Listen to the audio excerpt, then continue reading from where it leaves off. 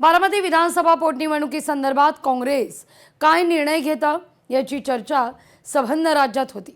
अर्ज मागे घेण्याकरता अवघा अर्धा तास शिल्लक असताना काँग्रेसने अखेर माघार घेतली आहे। पाहूया।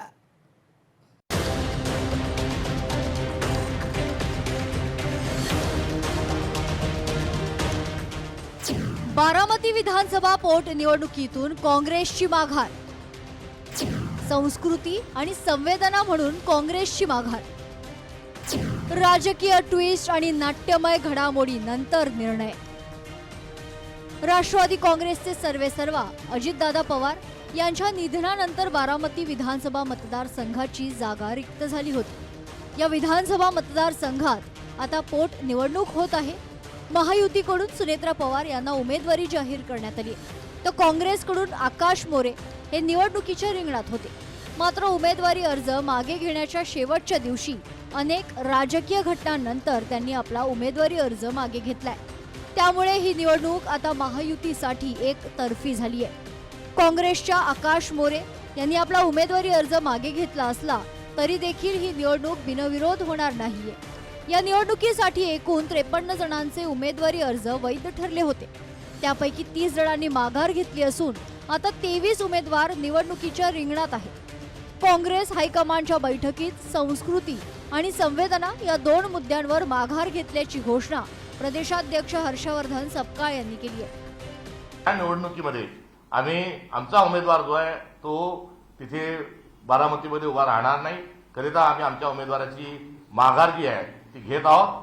आणि मोठी लढाई जी आहे ही मोठी लढाई 2029ला ही होणार आहे। ती सभ्यतेच्या सुसंस्कृतपणाच्या अनुषंगानं त्या निवडणुकीतून आमचे जे उमेदवार आहेत आकाश मोरे हे माघार घेतील अशा प्रकारची त्यांना सूचना देण्यात आलेली आहे। बारामती पोटनिवडणूक बिनविरोध व्हावी यासाठी सर्वच पक्षांनी काँग्रेसला गळ घातली होती। उपमुख्यमंत्री सुनेत्रा पवार यांनी स्वतः हर्षवर्धन सपकाळ यांना 3 वेळी फोन करून तशी विनंती केली होती। मात्र पार्थ पवारांनी काँग्रेसबाबत केलेल्या वक्तव्यामुळे काँग्रेस नेते कमालीचे दुखावले गेले होते। तसेच राष्ट्रवादी भाजपसोबत सत्तेत असल्याचा विरोध काँग्रेसकडून सातत्यानं करण्यात आल्याचा पुनरुच्चार सपकाळ यांनी केलाय। एकंदरीत या निर्णयापर्यंत जात असताना त्यांचा फोन येण्याचा आणि निर्णय होण्याचा काही संबंध नाही। भारतीय जनता पक्षाच्या सर्व घटकांशी आणि सर्वांशी आमचा असणारा टोकाचा जो विरोध आहे तो विरोध आम्ही कायम स्वरूपामध्ये हा ठेवू। उपमुख्यमंत्री सुनेत्रा पवार या पहिल्या महिला उपमुख्यमंत्री आहेत। त्यांना ज्या परिस्थितीत हा पदभार सांभाळावा लागला ती परिस्थिती दुर्दैवी असल्याची भावना मुख्यमंत्री देवेंद्र फडणवीसांनी व्यक्त करत काँग्रेसनं अजित पवारांच्या रिक्त जागेवर उमेदवार देऊ नये अशी विनंती फडणवीसांनी केली होती। त्या अनुषंगानं देवेंद्र फडणवीस यांनी स्वतःहून फोन करत बारामतीमधील उमेदवारी मागे घेण्यासाठी विनंती केल्याचं सपकाळांनी सांगितलं। त्यांचा फोन हा आला होता आणि त्यांच्या फोनवर बोलत असताना त्यांनी या निवडणुकीमध्ये आपण एक नेता गमावला आहे आणि त्या अनुषंगानं ही निवडणुकीमध्ये बिनविरोध व्हावी किंबहुना काँग्रेस पक्षाने ही निवडणूक कुठेतरी लढू नये अशा प्रकारची विनंती त्यांनी केली। काँग्रेसचे जे अध्यक्ष आहेत हर्षवर्धन सपकाळ यांना विनंती केली होती की बारामतीमध्ये अजितदादांच्या अतिशय दुर्दैवी आणि दुःखद निधनानंतर आता सुनेत्रा वहिनी उभ्या आहेत आणि आपल्या महाराष्ट्राची परंपरा राहिली आहे की अशा वेळी आपण साधारणपणे बिनविरोध निवडणुका करतो। त्यांना मी विनंती केली, त्यांनी चर्चा करताना मला ते सकारात्मक वाटले। उपमुख्यमंत्री सुनेत्रा पवार यांच्या विरोधातील उमेदवारी मागे घेण्याबाबत स्वतः शरद पवार यांनी काँग्रेसचे ज्येष्ठ नेते मल्लिकार्जुन खरगे यांच्याशी संवाद साधला।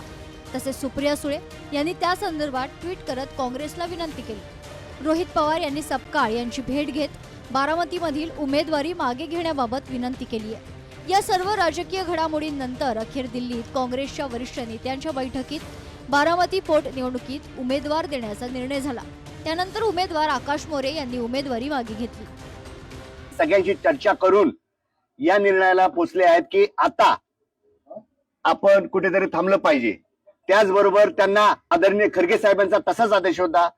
आमचे केरळचे निरीक्षक चनिताला साहेबांचा तसाच त्यांना आदेश होता। त्याप्रमाणे सपकाळ साहेबांनी आम्हाला सांगितलेलं आहे आणि त्यानुसार मी आता माझा फॉर्मचा विड्रॉल देण्यास जात आहे। राज्यातील सर्वच पक्षातील वरिष्ठांनी चांगला निर्णय घेतला. दादांना खरी आदरांजली म्हणून हा निर्णय घेतलाय. आपण त्यांच्या सर्वांचं खूप खूप आभार मानतो, अशी प्रतिक्रिया जय पवार यांनी काँग्रेसच्या निर्णयावर दिली आहे. सगळ्याच पक्षांना एकत्रित घेऊन काम केले. एका काळात काँग्रेस आणि राष्ट्रवादी पण एकत्र होते, तेव्हा पण दादा म्हणजे आपली सरकार होती, आता महायुतीची सरकार आहे. पण मला वाटतंय की सगळ्याच पक्षातल्या वरिष्ठांनी चांगला निर्णय घेतला. दादांना तसं खरी आदरांजली म्हणून हा निर्णय घेतलाय आणि मी त्यांच्या सर्वांचा खूप खूप आभार मानतो.